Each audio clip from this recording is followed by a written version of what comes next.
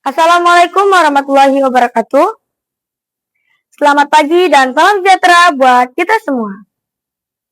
Halo sahabat, salam literasi. Ayo membaca.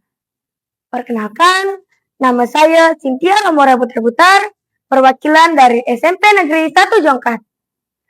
Pada kesempatan kali ini, saya nak bercerita tentang buaya kuning.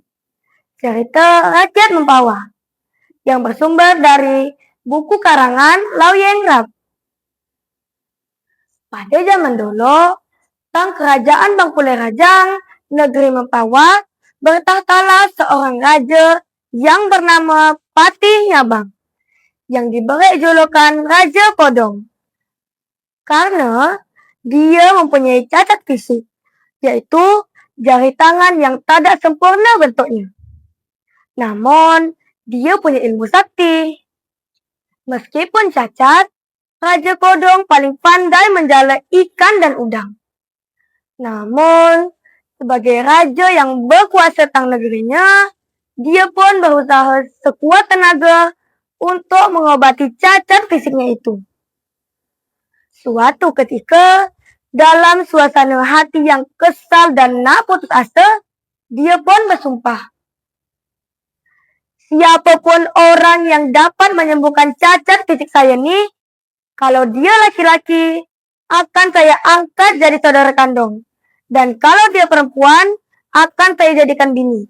Walaupun saya dah punya bini yang bernama Barkelim dan anak laki-laki. Pada suatu hari, bersama pengawalnya, Raja Kodong pun pergi ke sungai Mempawah untuk menjala ikan dan udang. Tetapi, tidak macam biasanya.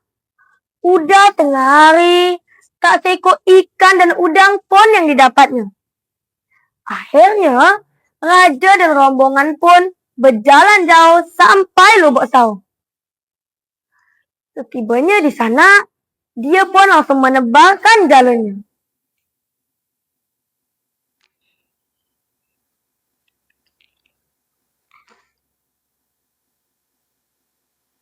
Tapi, waktu raja nak narik jala tersebut, jala itu makin berat.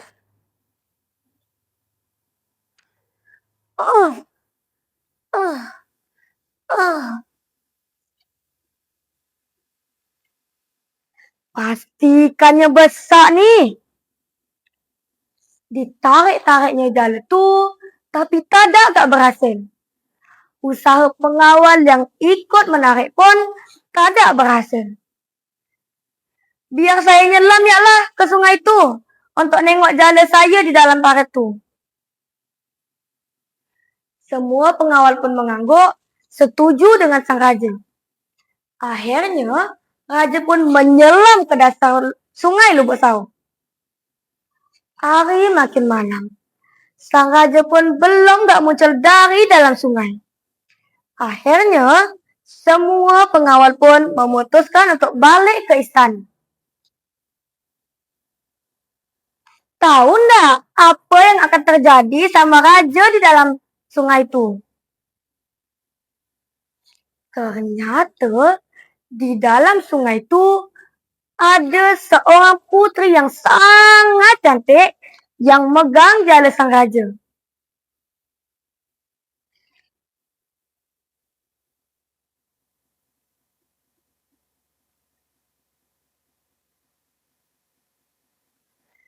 Selamat datang di kerajaan kami, Yang Mulia Raja Kodong. Siapa putri ini sebenarnya? Nama saya Banyu Mustari. Sayalah penguasa sungai ini. Raja Kodong hanya diam. Masih tak percaya dengan apa yang dilihatnya. Silakan Paduka Yang Mulia Raja Kodong ikut saya ke istana. Raja Kodong pun punya pilihan lain. Dia pun ikut langkah Putri Banyu Mustari ke istana bawah sungai yang lawa dan banyak kerenahnya. Dinding-dindingnya berhias batu alam yang warna-warni dan menyilaukan mata. Silakan duduk, Yang Mulia.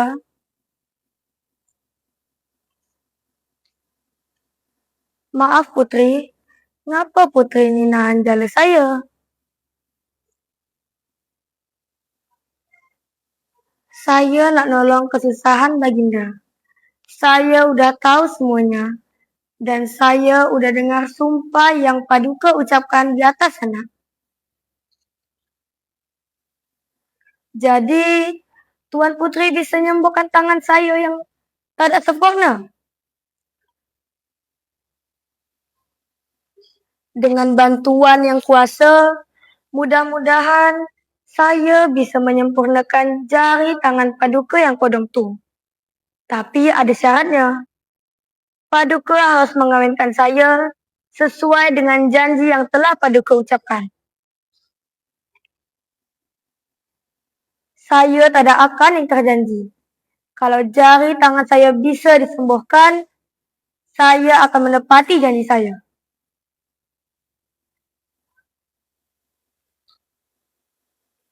Singkat cerita, dengan izin yang maha kuasa, maka tangan Raja Kodong pun dapat sembuh dan jadi utuh kembali. Sesuai dengan janjinya, Raja Kodong pun mengawinkan Putri Banyu Mustari. Mereka diberi keturunan, di antaranya bernama Kartamina. Mereka pun hidup bahagia. Setelah beberapa tahun berlalu, timbul rasa rindu Raja Kodong kepada keluarga dan rakyat di negerinya. Dia nak balik ke kerajaannya di Bangkulai Rajang dan menjadi raja macam dulu. Pada suatu kesempatan, diberitahulah kemauan raja kepada sang bininya, Putri Banyu Mustari. Duhai sayang, dah lama saya tinggal di kerajaan. Saya bahagia dan tak kekurangan. Tapi beberapa hari ini, saya sangat rindu dengan negeri saya sendiri. Semakin saya tahan, semakin kuat pula rindu tu.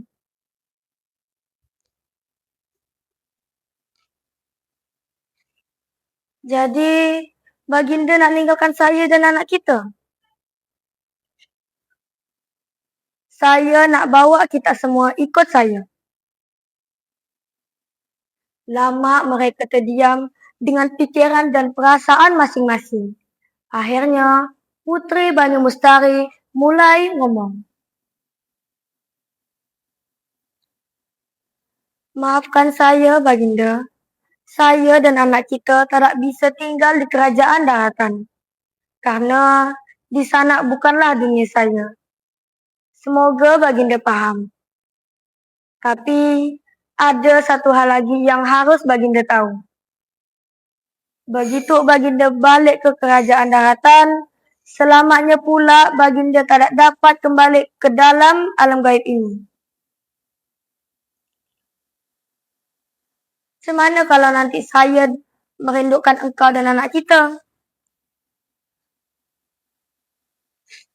Kalau Baginda rindu, maka buanglah sebutir telur ayam kampung yang masih mentah, sebutir paku, sebuah keminting, sekapur sireh, sejemput berteh padi dan beras kuning yang udah dilumuri minyak bau. Lalu, buanglah semua benda tu ke parit mempawah.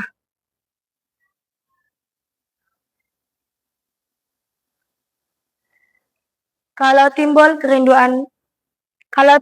buaya kuning di parit mempawah, janganlah keturunan Baginda mengacaunya. Karena itu adalah keturunan Baginda dengan saya. Saya akan selalu ingat pesan itu. Singkat cerita, dengan kesaktiannya, sampailah Raja Kodong ke negerinya yang disambut oleh semua warga istana dan rakyatnya dengan penuh sukacita.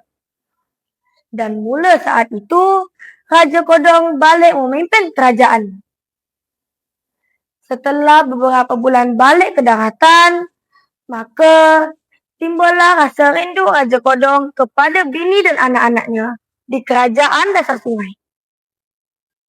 Raja Kodong pun menyuruh pelayan istana untuk segera menyiapkan alat-alat yang telah dipesankan oleh bininya, Putri Bani Mustar.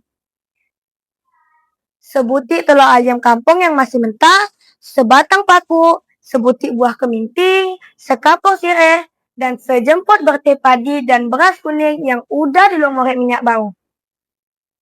Setelah semuanya siap, maka persyaratannya dibuang perlahan dan penuh kesopanan oleh Raja Kodong ke Sungai Mempawah.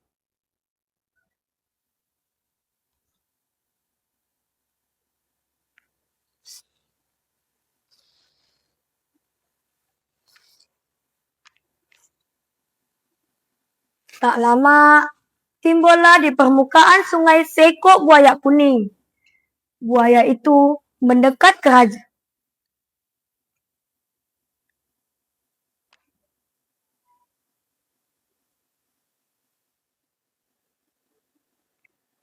Seolah-olah melepas rasa rindu. Dan mula saat itu, Raja Kodong mengeluarkan perintah supaya seluruh keturunannya tidak mengacau buaya kuning yang timbul di permukaan Sungai Mempawah. Acara pemanggilan itu kemudian disebut sebagai acara adat buang-buang yang sampai saat ini masih dibuat oleh sebagian rakyat Mempawah. Cerita Raja Kodong ini mengajarkan kita untuk sentiasa menghargai keputusan orang lain dan menepati janji yang telah diucapkan. Demikianlah cerita Buaya Kuning. Semoga bermanfaat dan menghibur kawan-kawan semua. Terima kasih sahabat. Salam literasi. Ayo membaca. Assalamualaikum warahmatullahi wabarakatuh.